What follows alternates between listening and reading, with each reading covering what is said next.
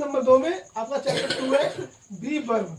B verb का मतलब क्या होता है, इसमें हमारी बी जो ये है ना, हमारी हेल्पिंग वर्ब वो बोलते हैं, ठीक है।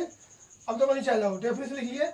जब हमें किसी व्यक्ति, वस्तु या स्थान की स्थिति के बारे में बताना हो तब हम वहाँ बी वर्ब का प्रयोग हम 3 प्रकार के समय करते हैं। जब हमें किसी वस्तु, व्यक्ति, स्थान के बारे में, ठीक है, बताना हो तब हम उसका प्रयोग 3 प्रकार से करते हैं। कितने प्रकार से करते हो? 3 प्रकार से, ठीक है। नंबर 1 प्रेजेंट, पास्ट और फ्यूचर। प्रेजेंट, पास्ट और फ्यूचर। प्रेजेंट के बारे में बताया आप लोगों को। प्रेजेंट हमारा वो होता है जो हमारा भी चल रहा है, जैसे हम आपको भी पढ़ा रहे हैं ना। पास्ट क्या होता है? जो हमारा बीत गया, क्या जो निकल चुका है हमारा, वो हमारा क्या होता है? पास्ट। और फ्यूचर मतलब जो जोर से बोला करो, जो आने वाला है, ठीक है। प्रेजेंट में हमारा क्या आएंगे मेरे में? Is, am, are. ये अभी शॉर्ट में दे दिया, आएंगे तो और बहुत सारी आएंगे इसमें। तो इज, एम, आर पास्ट में होगी बाजवर और फ्यूचर में होगी हमारी विल बी, ठीक है। अब उसके बाद में नीचे लिखा है be verb in present. Present के बारे में क्या लिखा है इसने?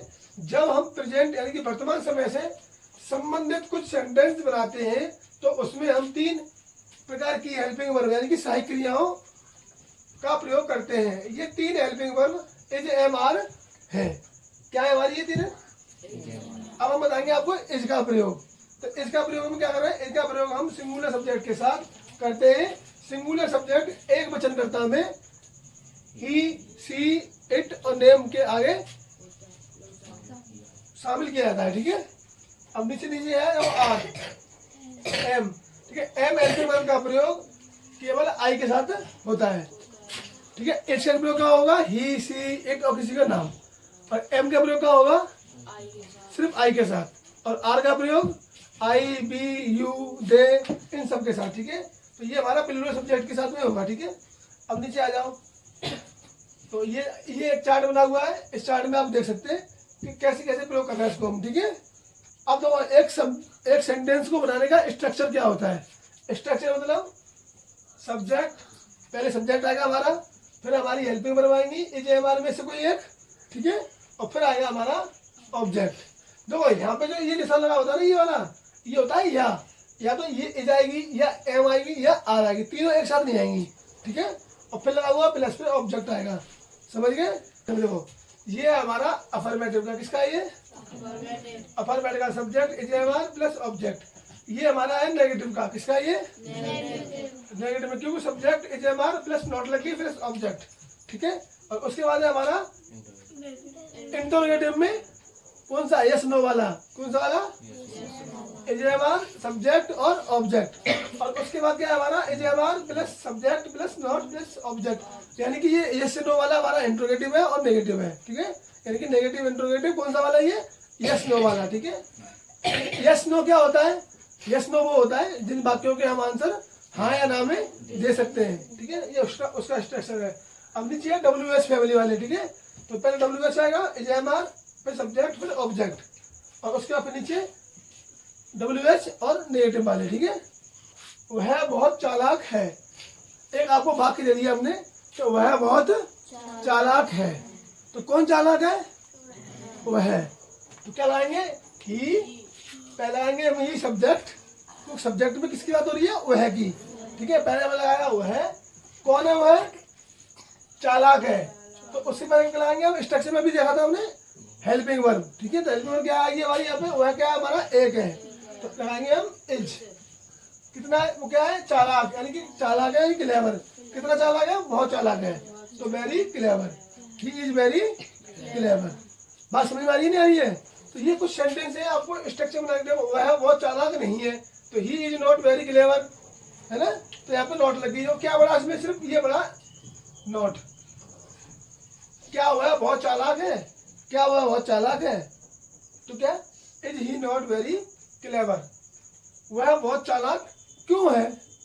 अब क्योंकि अगर ये बढ़ जाएगी, इसमें डब्ल्यू एच बढ़ गया, तो W H, why is he very clever, why is he very clever, ठीक है। अब बी वर्ब इन पास्ट, ठीक है। जब हम पास्ट भूतकाल से संबंधित कुछ सेंटेंस बनाते हैं तो उसमें हम 2 प्रकार की हेल्पिंग वर्ब सहायक क्रियाओं का प्रयोग करते हैं। वे दो हेल्पिंग वर्ब कौन सी होती हैं? बाज वर्ब। ठीक है, बाज वर्ब में क्या करना है? बाज हेल्पिंग वर्ब का प्रयोग हम सिंगुलर सब्जेक्ट के साथ करते हैं और वर हेल्पिंग वर्ब का प्रयोग हम प्लूरल सब्जेक्ट के साथ करते हैं। ठीक है, आगे तुम देखो समझ सकते हो। बाज का प्रयोग हो रही है आई, ही, सी, इट, नेम, और बी का प्रयोग हो रही है यू, वी, दे और टू नेम।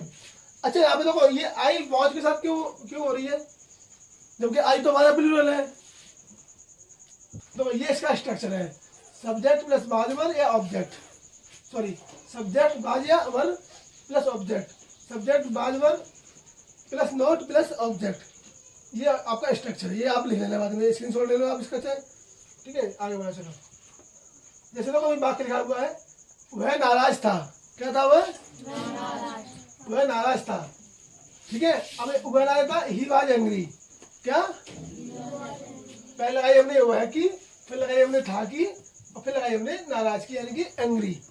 ठीक है, अब उसको बोलेंगे वह नाराज नहीं था, तो क्या बना दिया हमने? कुछ नहीं किया, सिर्फ वॉच के बाद यानी हेल्पिंग वर्ब के बाद हमने नॉट का प्रयोग कर लिया इसमें बस। आ जाओ बी वर्ब इन फ्यूचर। जब हम फ्यूचर भविष्यकाल के संबंध में सेंटेंस बनाते हैं तो उसमें विल बी हेल्पिंग वर्ब का प्रयोग करते हैं।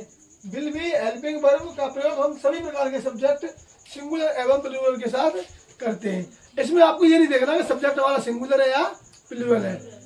जब भी हेल्पिंग वर्ब की बात आएगी तो हमको विल बी लगा देना है उसमें। ठीक है, जैसे देखो subject plus will be object, फिर विल बी नॉट। अब तो यहाँ पे एक चीज, विल बी में से विल और बी के बीच में नॉट लगेगी, ध्यान रखना है। ठीक है, ये चीज याद रखना।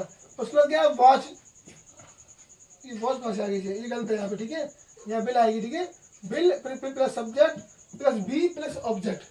ठीक है, फिर उसके बाद क्या है? Will plus subject plus not be और प्लस ऑब्जेक्ट। और उसके बाद क्या है? वाई प्लस बिल और plus subject plus be plus object.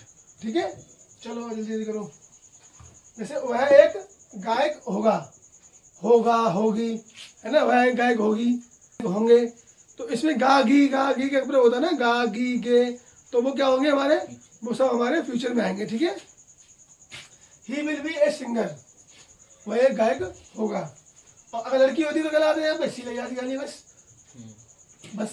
ठीक है, उसके बाद he will not a singer, he will he be a singer. फिर उसका क्या है? Will he be not a singer.